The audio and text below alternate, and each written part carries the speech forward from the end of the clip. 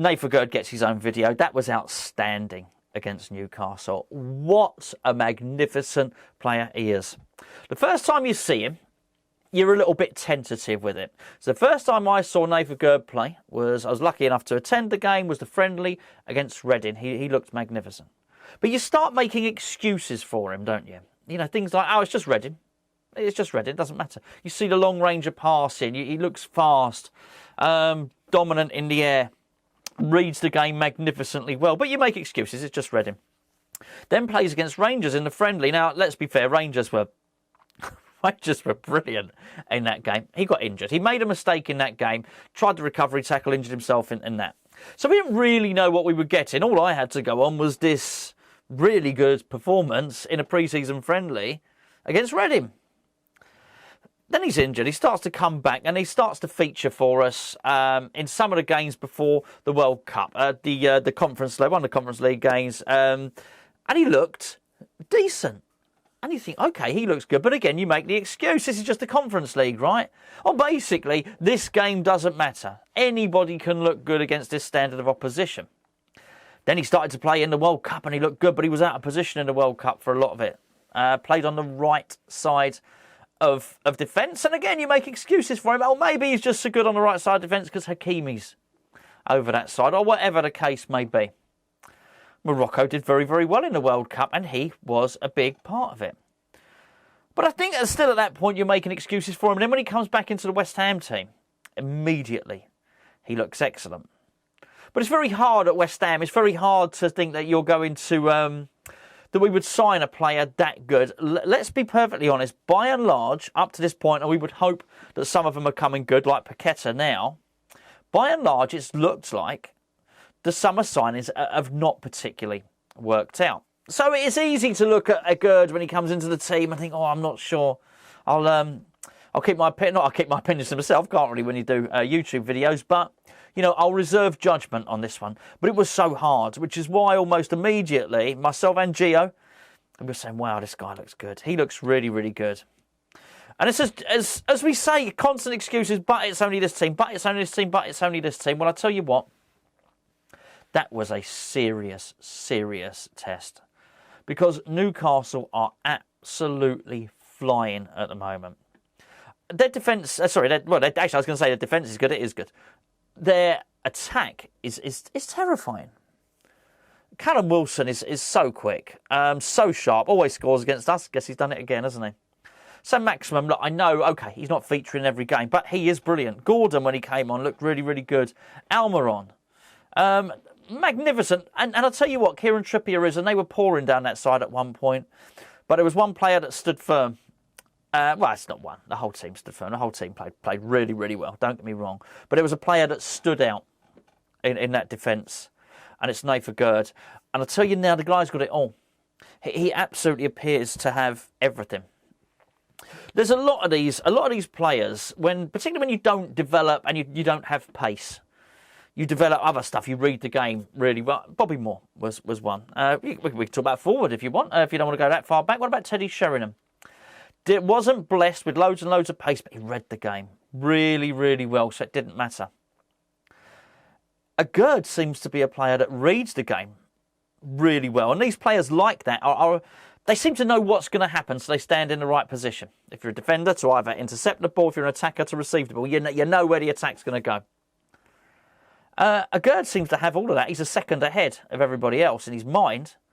However, he's also blessed with pace. So he's got the positioning right and he's got the recovery stuff. This is magnificent. I couldn't help but look at him and think, this guy's too good for West Ham. I didn't want to think that, and hopefully he's not.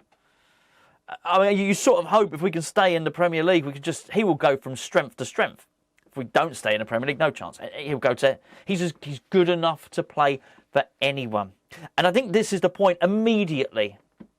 Take out the injury. He didn't play it the first half of the season. Immediately, he's one of the best centre-halves in the Premier League. He just is. And you know what? He's not the biggest either. He's not the biggest of all the centre-backs, but I'll tell you what, you can already see he's winning some balls in the air. He's going to score some headers. He really is. Defensive headers as well. There was a brilliant one that came over. He flicked it. I can't remember who it was. Probably Callum Wilson. Somebody was rushing in on goal. He flicked it away from him. Incredible awareness of his position, where he is in the box and the ball's coming out of the air. He knows where his teammates are. He knows where the goalkeeper is. He knows where his goal is. Sounds simple enough, doesn't it? But how many times have we seen a centre-back head it into his own net? Little headers, little sideway headers, pass headers, very, very good. Then you've got his distribution. Long-range passing, absolutely magnificent. The switch of play, he can do it all. Play an incisive pass along the ground, or he can do a sort of Hollywood pass. Switch of play through the air to the other side of the pitch. Also, he travels with the ball. And if what we want to do is get up the pitch as a team, and if what happens is that the options he's got, maybe Emerson's marked, maybe he wants to pass it into Rice in central midfield, they're both marked, that's no problem. He'll run through the gap, he'll carry the ball forward. It's brilliant. He's an amazing player. And I've not even finished with the accolades yet, by the way. Because then, added to all that, you've got leadership. He orchestrates, he directs, he dictates. He's talking all the time. He decides how high the team is going to push up. He decides where the offside line is going to be, where the offside trap is going to be. He's instructing Emerson. He clearly knows Emerson's a little bit dodgy defensively. That's all right. He's going to talk him through the game the whole time. Communicates with his midfield. Tell them, say, come back. He'll ask him, come back a little bit this way. Push on. It's amazing to behold. And I tell you, the players that are this good, very rare. And I speak for myself. You may well have heard of Nayef Aguerd before we were linked to him. I hadn't. But these players, these top-class defenders, you tend to have heard of, right? Because they're linked with all the top clubs. And you think, West Ham are not going to have a chance of signing this guy. It's amazing that Real Madrid haven't signed him, or Paris Saint-Germain, or anyone else. Particularly bearing in mind he speaks French, you'd think Paris Saint-Germain, any one of the top clubs. How did they miss out on this guy? How did they not know how good this player was? And when you look at the way he's orchestrating everything, when you look at all this, and then you just look at him, look how he speaks to the referee as well. Always planting the seed with the referee. Never enough to annoy the referee, by the way. He's all very friendly. He plays with a smile on his face. There's nothing. What's not to like about Nayef Aguerd? I can't believe we got him. Can't even believe I'm going to say what I'm about to say now. He was between 30 and 35 million pounds, something like that. And what I'm about to say now, he looks like a bargain. He really does. And I don't know. It's hard to make these comparisons, but when you, I'm not saying that Virgil van Dijk is a bad player. I think Liverpool got massive value for they clearly have had their money's worth. 75 million for Virgil van Dijk. They've won a Champions League. They won a league title. All right, not so good at the moment. I think he's not playing. That's probably half the problem. Okay, so I'm not saying that they were ripped off of Virgil van Dijk, but when you look at that, when you look at Nayef Aguerd, I think 35 million, and particularly when Van Dijk was 3-4 years ago maybe. I think this is really good in today's current climate. £35 million. And the biggest thing I can say about Nayef Aguerd, I watched him. Declan Rice was outstanding against Newcastle. Declan Rice was absolutely brilliant. And I watched Aguerd, and I thought they're the same. I did. I watched Nayef Aguerd, and I thought he's as good as Declan Rice. That's sensational. And I do think it's important when, like myself, I was going to say you, I'm talking about me, basically when one gives criticism to recruitment when it's done badly, I think it's also important you've got to praise it when it's done well. And whoever highlighted this guy, and to be fair, David Moyes have been chasing him for 2 years, so you have to assume this is a David Moyes choice.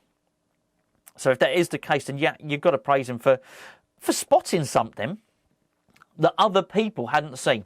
Or maybe they had seen it. Maybe these other clubs did know about Nayef Aguerd. I'm sure they did. Everyone probably knows about everyone. But to know he could do it, to then take the punt, that's the thing. And look, I don't know what's going to go on with Zuma. As I've mentioned on numerous occasions, I think there are times when even if Zuma came back to full fitness, do I think Zuma would play every game between now and the end of the season? No, I think he will break down at some point and have a little knock. And, I made my case on Zuma the other day. But I do think you put Zuma into that back line and it becomes even more rock solid. It becomes even more steady. And I don't know what David Moyes is going to do. I think he'll persevere with a back three because it seems to be working, doesn't it? I think if he does, obviously Aguerd plays left. I think really when Zuma comes back, the choice is, does he play Zuma as the right centre-back and keep Ogbonna there, or does he play Zuma in the centre and then basically play Ben Johnson as right centre-back, who did okay? I don't know. I don't know what David Moyes will do. And do you know what? In many respects, I don't care. Because there's one thing that's a certainty. And if there's one player that's going to be part of that as long as he's fit, and I tell you what, I never thought a new player who you hadn't seen play becomes so important so quickly. And if there's one player, and that's that Nayef Aguerd. Whatever happens, regardless, he plays in that defence. I think we've unearthed an absolute gem.